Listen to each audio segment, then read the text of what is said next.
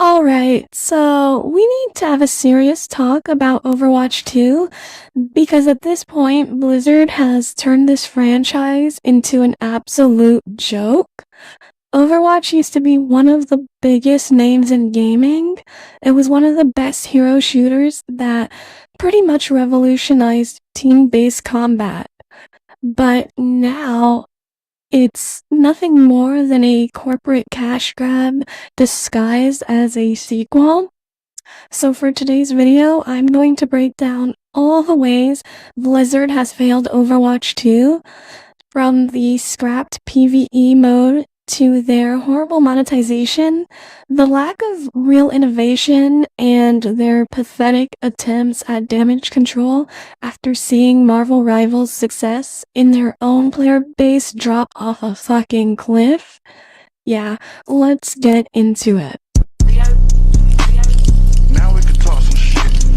Chase the money, chase the money. Now we can talk some shit. Damn. So let's start off with discussing the biggest elephant in the room and the biggest lie told. Blizzard's biggest betrayal was the fact that the PvE mode that was supposed to justify Overwatch 2's existence never even happened. They promised an expansive, replayable PvE experience with talent trees, deep hero progression, and actual storytelling. Mind you, I think Overwatch has some very interesting lore, and a PvE mode to learn more about the characters would have been so awesome and really built upon the lore that Overwatch has made for their game. But it never happened. Instead, they just quietly canceled the real PvE mode and replaced it with a bare-bones one-off missions that they had the audacity to charge for. What's even worse is that they knew for years that they weren't going to deliver on their promise, but they waited until after Overwatch 2 had launched as a quote-unquote sequel to tell us the truth. They marketed this whole thing to try and get people to play Overwatch and just lied.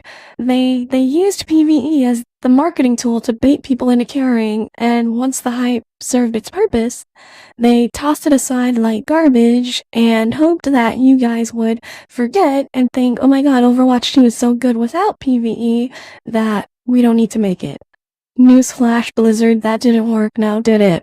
Now, the next thing I do want to discuss is Blizzard's disgusting monetization tactics, and I think this is something that not only Blizzard does, but also EA and so many other companies have turned to monetization.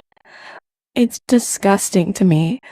I think what was so great about Overwatch was the fact that Overwatch 1 had a loot box system that, while it was controversial, at least it allowed players to earn skins just by playing the game and progressing.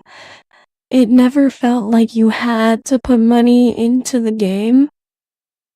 Overwatch 2, on the other hand, decided to fully embrace predatory microtransactions by making everything locked behind a battle pass and overpriced shop cosmetics.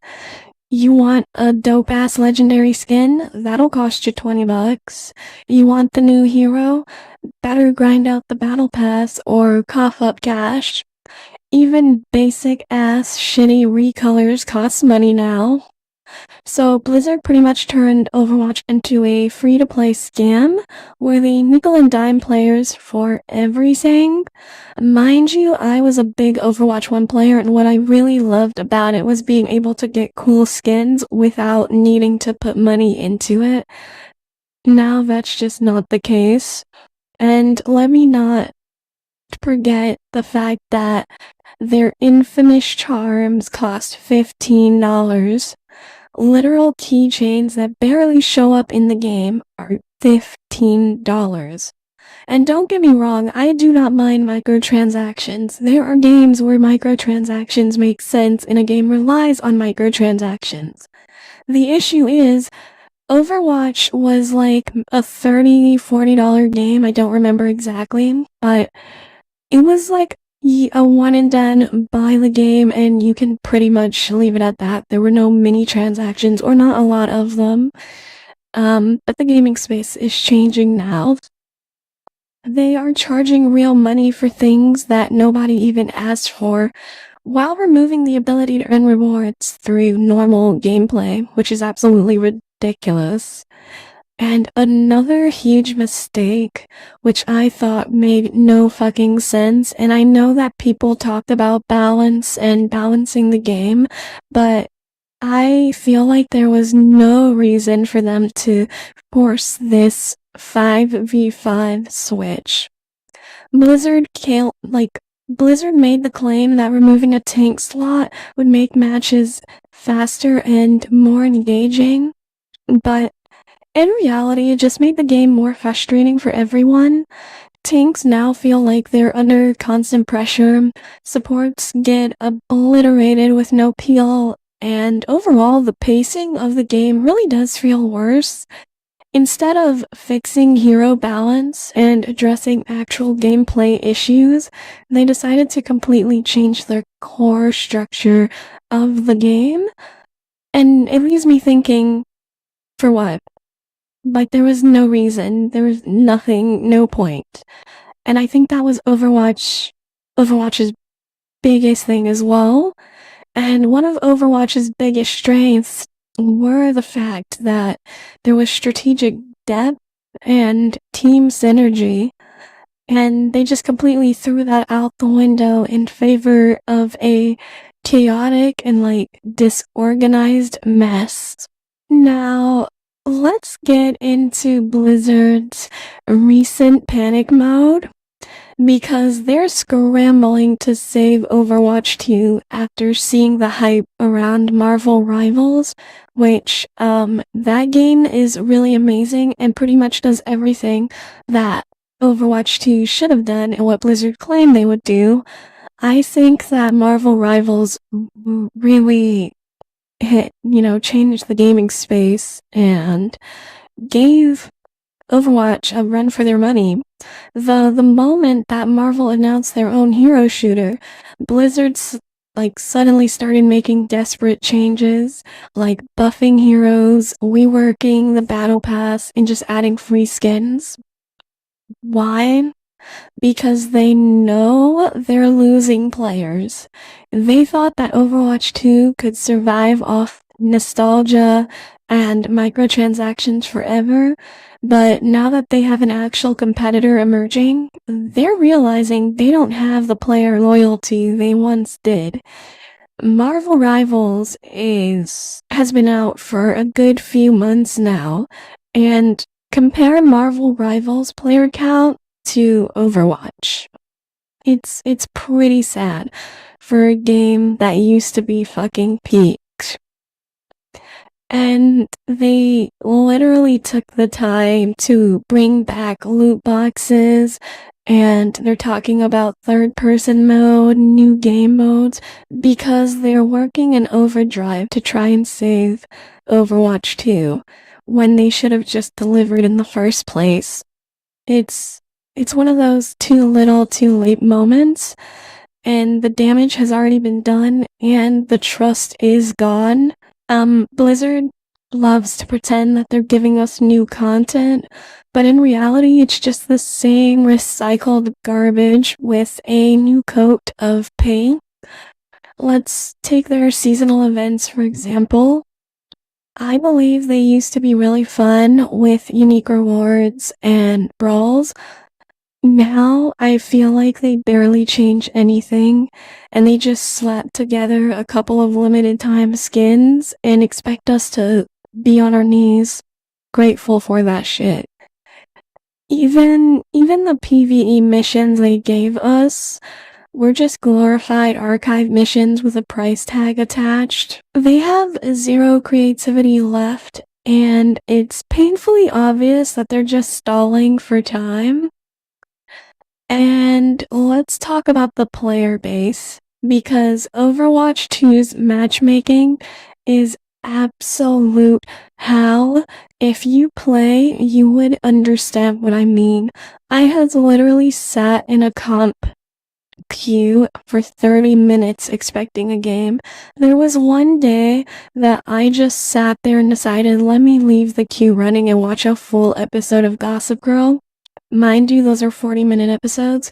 Still was not in a match. I went and watched a YouTube video. 1 hour, still not in a fucking match. What is happening?